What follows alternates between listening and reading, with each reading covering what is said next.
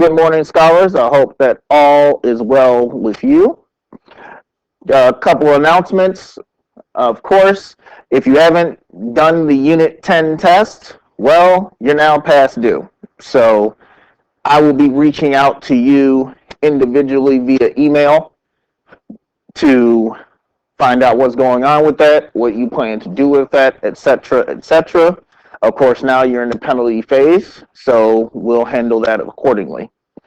Also, on Friday, I'll be available for live video chat office hours from 12 to 3 if you have any help, need some guidance, etc. Today is basically a build up to what we're going to be doing in our next unit starting next week, which is a review of solving systems of equations. We're going to do that algebraically before we transition into doing that with geometry. So today is a very, very simple review of whether a point is a solution for a system of equations. So this is basically an algebra review topic. And I'm actually using for the examples the same types of problems that you're going to be seeing in one of the two IXLs that you'll have as your assignment. So remember, a system of equations is two equations with two variables. Two equations, two variables. The key, if you get a point for a system of equations, notice that it has to be written as an ordered pair, and the numbers go in alphabetical order. So if x and y are your variables, the first number is the x value, the second number is the y value. Again, basic things from Algebra 1. Now, to tell whether something is a solution to the system of equations, you're going to plug in the points that you have, plug in the points into the equations. When you plug in those points, both equations must work. Both equations must work. So that means if one works and not the other, then the answer is no. Both equations must work.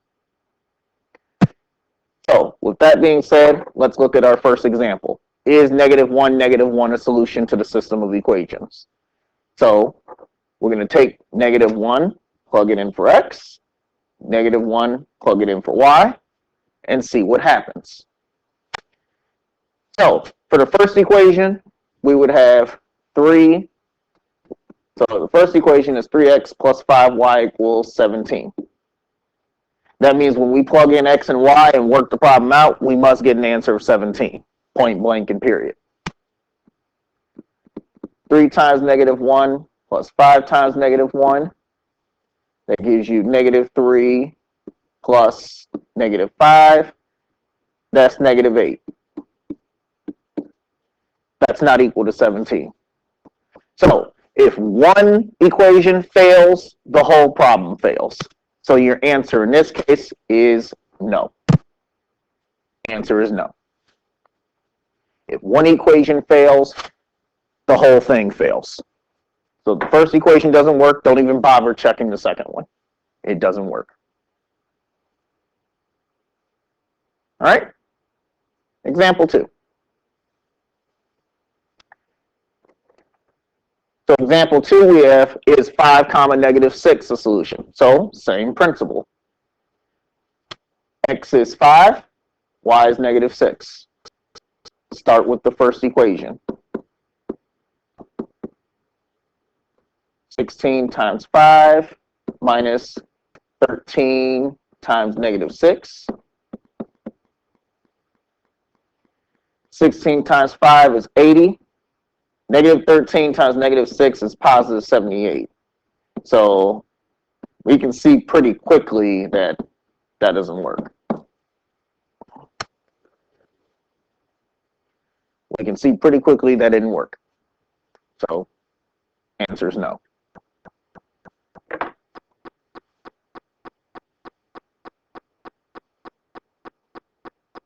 And let's do one more example.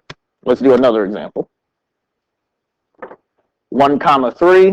So we have x is 1, y is 3. So be careful of the setup of the equation because you never know.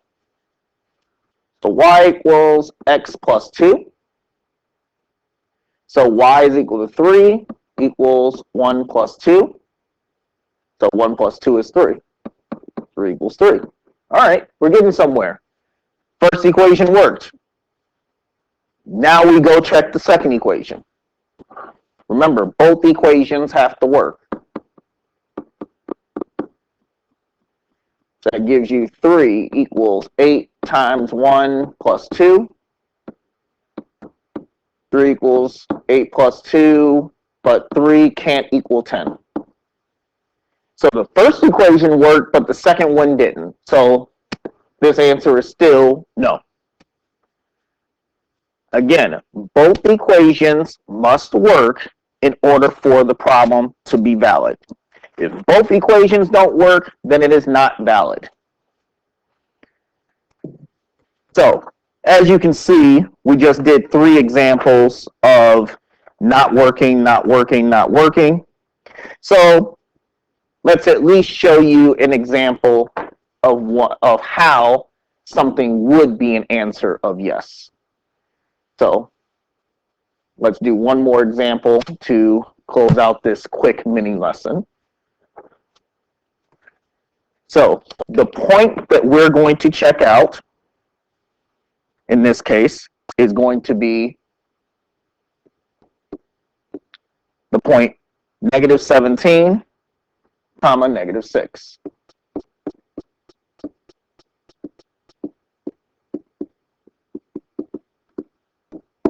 So that's our equation. That's our solution, hopefully. And here's our system of equations. There's your system of equations. So here's an example in which something would give you an answer of yes. Here's your x, here's your y. So for the first equation, that gives you -17 equals -6 minus 11. Left-hand side is good. On the right-hand side, -6 minus 11 is -17. So that works. That's work. That's it. That's all. So now we go to the second equation. Remember, both equations have to work. That's -17 minus 3 times -6 equals 1. So -17, -3 times -6 is +18. And -17 plus 18 is 1. Both equations worked, so your answer here would be yes. That is a scenario that you need in order for both the answer to be yes. Both equations must work. So that concludes this very, very quick mini lesson on checking whether a solution works. You should always be in the habit of checking your work, so this is how you would check your work for a system of equations. So as I mentioned, you'll have 2 IXLs, one that reviews solving linear equations, and then a second one that will take you through a system and have you check to see if an answer works. Both of those will be due on Friday. Again, if you haven't taken the Unit 10 test, I will be reaching out to you today, figuring out what's going on. But other than that, have a great rest of your day, and I'll see you Friday if you're popping in for office hours. Take care.